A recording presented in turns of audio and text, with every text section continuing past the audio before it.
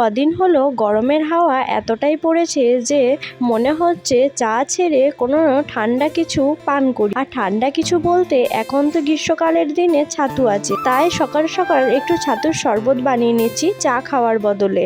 এই ছাতুর শরবত তোমরাও কিন্তু খেয়ে দেখতে পারো চা খাওয়ার বদলে। আর চায়ের থেকে এই ছাতুর শরবত আমার তো মনে হয় পেটটা একটু ঠান্ডা হয়। আর চা খেলে এখন গ্রীষ্মকালের দিনে চা আমার খুব একটু বাজে লাগে, ভালো লাগে না। শীতকালের দিনে একদম ঠিকঠাক। তে বাজে লাগলেও কি বলবো বলো, বাঙালি ঘরের মেয়ে, চা তো একবার খেতে মন যাবেই। সেদিনে সব বাধা পেরিয়ে আমি কিন্তু চা খেয়েই থাকি যেদিনে আমার খেতে মন যায়। তো আজকে খেতে মন গিয়েছিল, খুব গরম ছিল, তার জন্য ছাতুর শরবত খেয়ে নি। আবার একদিন খাইও না। এইদিকে চলে এলাম বিছানাটা বাগাতে। বিছানা বাগানোই ছিল, কিন্তু বিছানা চাদরটা বেশ টান টান না হলে সেটা বেশ মন পোষায় না, তাই বিছানা চাদরটা একটু টান টান করে নিচ্ছি। আর মনা আছে বাইরে। মনা এই মাত্রই ছিল, ওকে হরলিক্স দিলাম, ও হরলিক্স খেয়েছিল। ওকে আমি শুধালাম যে তুই ছাতুর শরবত খাবি? ও বললো না, আমি হরলিক্স খাবো। ও আসলে মনটা স্থিরই করতে পারছিল না যে ছাতু খাবে না হরলিক্স খাবে। যাই হোক, ও কিন্তু হরলিক্সটাই খেয়েছে। আবার একদিন হরলিক্সটা খেতে চায় না, তাই জন্য আমার মনে হয় যে হয়তো ওর গরম লাগছে, তার জন্য ছাতুর শরবত দিই। কিন্তু আজকে ও বললো যে না, আজকে আমি হরলিক্সই খাবো। আর হরলিক্সটা যখন দিয়েছে ও পুরোটাই শেষ করে দিয়েছে। তারপর চলে এলাম আমি বাইরের দিকে। এই গাছগুলো কিন্তু আমি কালকে বসিয়েছি। এগুলো হচ্ছে কাঁটা ফুলের গাছ, কাঁটা গাছ নয়, কাঁটা ফুলের গাছ। এটা লাল কালারের, আর ওই পাশেরটা দেখতে পাচ্ছ ওটা হালকা হালকা কমলা কালারের। আর এটা করেছে বর। এই বর এসেছিল তখন এটা করে দিয়ে গেছে, কারণ ছাদের জলটা এদিকে পড়ে তো তখন সেটা পুরো গর্ত হয়ে যায়। সেই জন্যই ওই মিস্ত্রি হয়ে বাগিয়ে নিয়েছে, মানে ওই নিজের হাতে কাজটা করেছে। আর তারপরে দেখো ওই দিকেও আমি একটা কলকে ফুলের গাছ বসিয়েছি। ওটা হচ্ছে হলুদ কলকে, আর এটা হচ্ছে কমলা কলকে। ওই যে দূরের গাছটা দেখতে পারছো, ওরই হচ্ছে চারা। এটা আগের বছরে নিয়ে এসে বসিয়েছিলাম, কিন্তু এখানে ছাগল দেওয়ার কারণে গাছটা খেয়ে নিয়েছিল।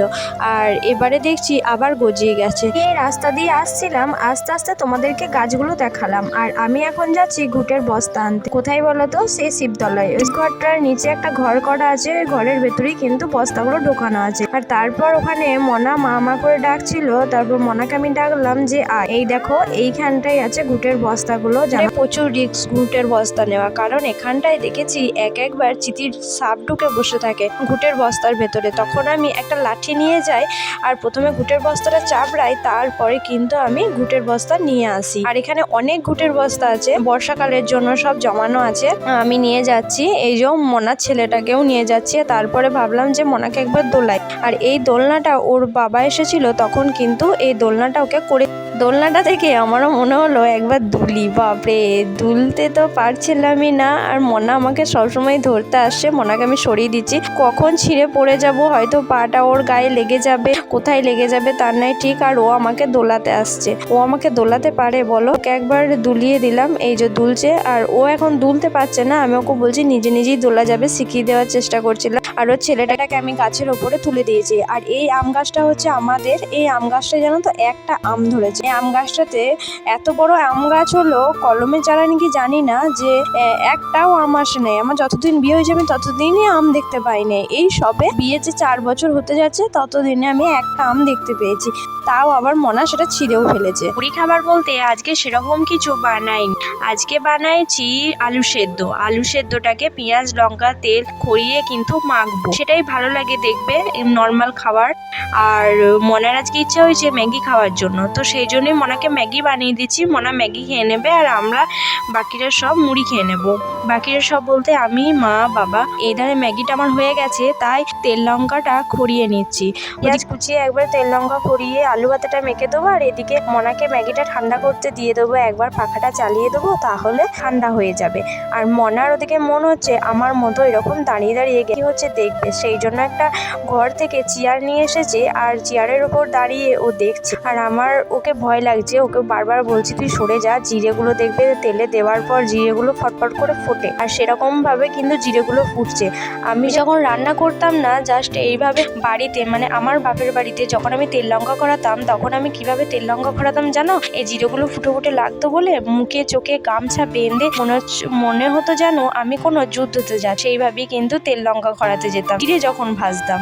আজকে আমি কত রান্নাই না করছি, সত্যি একটা থেকে কতটাই পরিবর্তন হয়ে গেছে এখন। যাই হোক, আলু সেদ্ধটা মাখা হয়ে গেছে, আর ওদিকে আলু সেদ্ধ সব রেডি করে এসে শুধু এরপর মুড়িটা বেড়েই খেতে হবে। বেড়ে বলতে আমি বেড়ে দেবো, নাহলে মা বেড়ে দেবে, যে হোক একজনে বেড়ে দিলেই হলো। আর আমি এদিকে চলে এলাম ভাতটা বসানোর জন্য। সেই ঘুটের বস্তাটায়, এই ঘুটের বস্তাটা আজকেই শেষ হয়ে যাবে। ভাতটা চাপিয়ে দিলাম, ভাতটা চাপানোর পর আমিও মুড়ি খেতে বসে পড়েছি। একটুখানি আলু সেদ্ধ নিয়ে নিয়েছি, আর মুড়িটা খাওয়ার পরই অনেক কিছু আমি আজকে ভিজিয়েছি। অনেক কিছু বলতে আজকে শুধু বরের জামা কাপড়গুলোই ভিজিয়েছি। সেই আমার বান্ধবীর বিয়েতে গিয়েছিলাম তখন থেকে আর কাচা হচ্ছিল না, কারণ এই কদিন ধরে দিনের বেলায় প্রচণ্ড রোদ, আর বিকেল না হতে আবার ঝড় জল শুরু হয়ে যাচ্ছে, তো সেই জন্যই এখন কেচে নিচ্ছি। কিন্তু একটাতে সুখ হয়েছে, এই জলের সমস্যাটা এতদিন ধরে এত জলের সমস্যা হচ্ছিল, এই কদিন হলো জলের সমস্যাটা তাও একটু মিটেছে। সকালবেলায় রোদ হলেও কলে কিন্তু জলটা বেরোচ্ছে, কারণ সন্ধ্যের দিকে ওই যে ঝড় জল হচ্ছে, সেই জন্যই কিন্তু কলের জলটা বেরোচ্ছে। রোদের জোরটা সেরকম নেই, দেখছো না কেমন নরম নরম পাড়া রোদ। এই বড় যে একবারে মোটা পাড়া প্যান্টটা, এই প্যান্টটা কাচতেই ভয় লাগছে, শুকুবে তো আদে মনে হচ্ছে একবার এটা উল্টে পাল্টে দিয়ে আসতে হবে। আজকে দুপুরের ঘুমটা আর সেরকম ভাবে হবেই না, যাক না হোক, কিন্তু যেন এই জামা কাপড়গুলো ভালো করে শুকিয়ে যাক। আর এগুলো তো তোলা জামা কাপড়, ভালো করে যদি না শুকোয় তাহলে কেমন একটা বিচ্ছিরি গন্ধ উঠবে। তো আমি ওগুলো ভাবছিলাম নিচেই দেবো, নিচে তো শুকুবে না, সেই জন্য আবার বাধ্য হয়ে ছাদেই নিয়ে আসতে হলো। ছাদে আর উঠতে ভালোই লাগে না, নিচেতে যখন তার হয়ে গেছে আর ছাদে উঠতে ভালো লাগে না, কিন্তু কি করব, সেরকম রোদের জোর নেই, এগুলোকে তার জন্য আমার ওপরেই নিয়ে আসতে হলো। দেখো একটার পর একটা মেলে দিচ্ছি। আর এগুলো ছিল মনার পাড়ন, মনার কয়েকটা পরে জামা, এগুলো মনার আলাদা দিয়েছিলাম, আর ওইগুলোও আলাদা দিয়েছিলাম। এখনো আবার আমার জামা ওগুলো আছে, জামা কাপড় আমি বাড়ি গিয়েছিলাম না, ওই জামা কাপড় কিন্তু এখনো আছে। কি করব বলো, এখন রোদের আর জলের এতটাই সমস্যা হচ্ছে যে কাচতে পারিনি। একটা কোনো দিন দেখে, ভালো দিন দেখে কাচতে হবে। এদিকে তাড়াতাড়ি হাতের কাজটা শেষ করে নিই, তারপর তো আবার ওইদিকে রান্না তো বাকি আছে। ভাতটা চাপিয়েছি অবশ্য, এরপর রান্নাটা করে নেবো গিয়ে। আর তোমাদেরকে আমি রান্নাটা শেয়ার করছি না, একবারে প্রপারলি রান্না নিয়ে চলে এসেছি। আজকে করেছি বেগুন ভাজি করেছি। বেগুনটাকে ভেজে কিন্তু পেঁয়াজ লঙ্কা দিয়ে মেখেছিলাম আলু ভাতে, আর হচ্ছে ডিমের ঝোল। তো মনাকে আমি ভাত খাইয়ে দিলাম। এই তো মনাকে এখন ঘুম পাড়াবো, ওর স্নানও হয়ে গেছে, আর আমি এরপর ওকে ঘুম পাড়িয়ে খাবো। তো ভিডিওটা ভালো লাগলে প্লিজ সাবস্ক্রাইব করে দিয়ে যেও, লাইক শেয়ার তো অবশ্যই। তো টাটা।